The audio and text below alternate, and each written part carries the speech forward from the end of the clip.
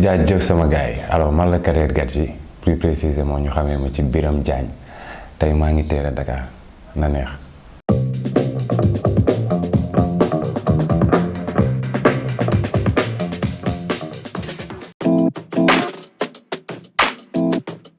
Eh non, moi j'adore le domada, frère. Surtout quand c'est bien fait. Man, ce délire-là, j'aime pas le domada, c'est pas moi. J'adore le domada, frère, surtout quand c'est bien fait. Non, je suis pas d'accord, on n'élimine rien là. Tant caché, ben, si j'ose dire, c'est la cuisine, hein, man. Je suis cuisinier de profession, j'adore la cuisine. Alors si on peut appeler ça talent, pourquoi pas. Ouais, talent là, je suis né à Dakar, j'ai grandi à Dakar, j'ai tout fait à Dakar. Mais bon, j'ai passé aussi 7 ans au Maroc, mais ça c'était après le bac. Mais boy town là. Boy town. Yeah.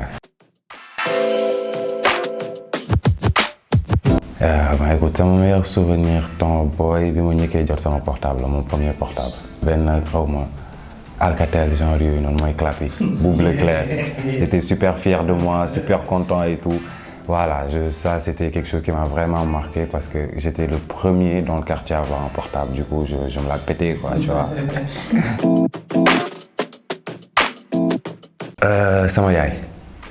Sama yaay c'est jigéen jàmbaar la, c'est une battante. Te bi ma nekkee xale ba léegi mooy sama source d'inspiration quoi. Je me dis si jamais mën naa jël inspiration ci jigéen, ce qui veut dire que kooku jàmbaar la en tant que góor. Dem bàyyi sama papa et tout jël inspiration sama yaay, c'est elle qui m'inspire énormément. Babacar Wali, Chérif Mal de Idole.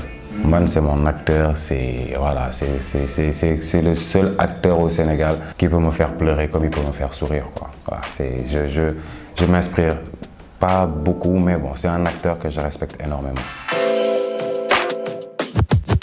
Je t'aime bébé. Excuse-moi, baal ma àq ngir yàlla, maa ngi bëgg dee jamono ji. Loolu lu mu phrase la.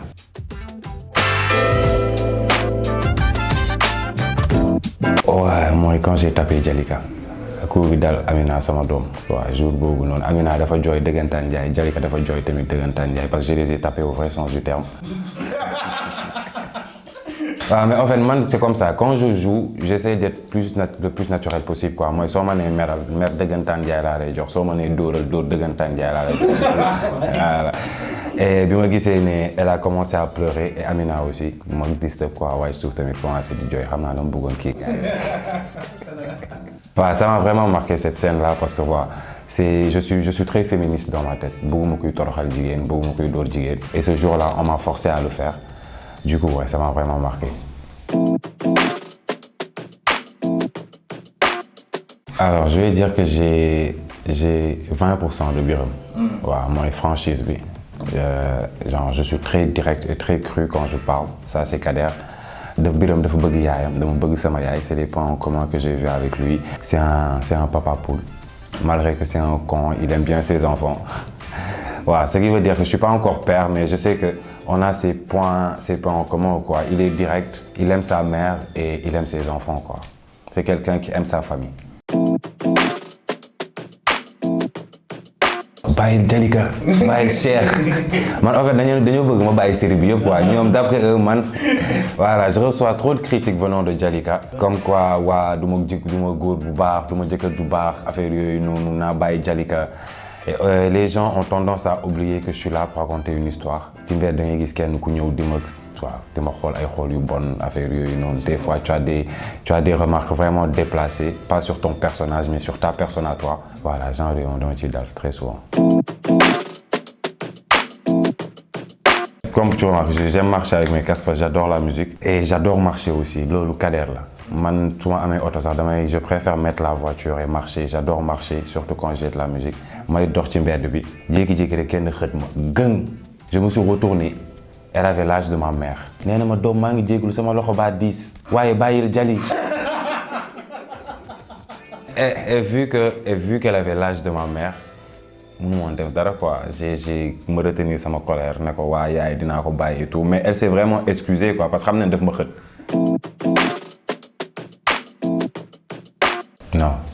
Je ne me voyais pas être acteur ni célèbre. Et jusqu'à présent, je ne l'accepte pas. Pour moi, acting, c'est un boulot comme le banquier, le médecin et tout ce qui va avec. Mais bon, comme quand tu passes à la télé, c'est les plus mais bon, ça ne m'a jamais passé à l'esprit. C'était la cuisine, mon resto et am sama jabar bu mool yaa ma gën a naw quoi.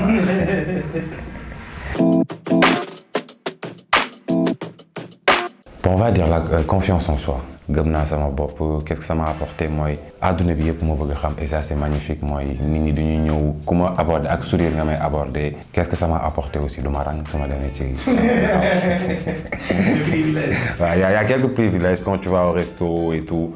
On se dit ça entre acteurs, mais après ça, il y a des inconvénients aussi.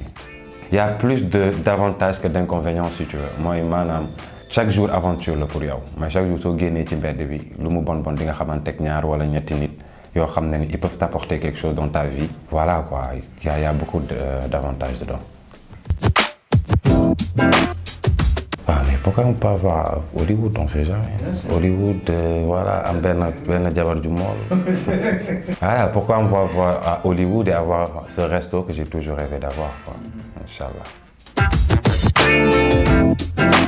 Sincérité. Man, je suis entier, je suis très sincère comme personne. Quand su ma la bëggee wax dara dama la koy wax. doo musa dem dégg fenn Kader wax na lii ci diw parce que même soo ko déggee feneen wax naa la ko ba pare ci yow laa ko njëkkee.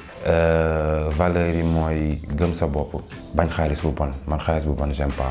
Je me dis que ça fait partie des valeurs de l'être humain mooy ñafel sa bopp amal sa bopp muy góor muy jigéen.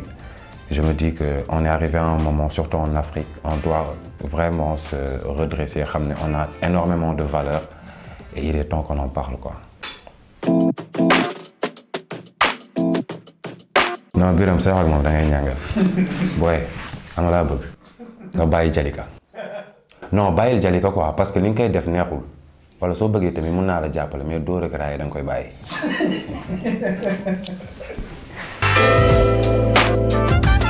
Alors, je vous conseille de regarder Maîtresse, pas parce que je suis dedans, mais c'est une série de femmes. C'est une série qui défend les femmes, c'est une série qui donne la voix aux femmes.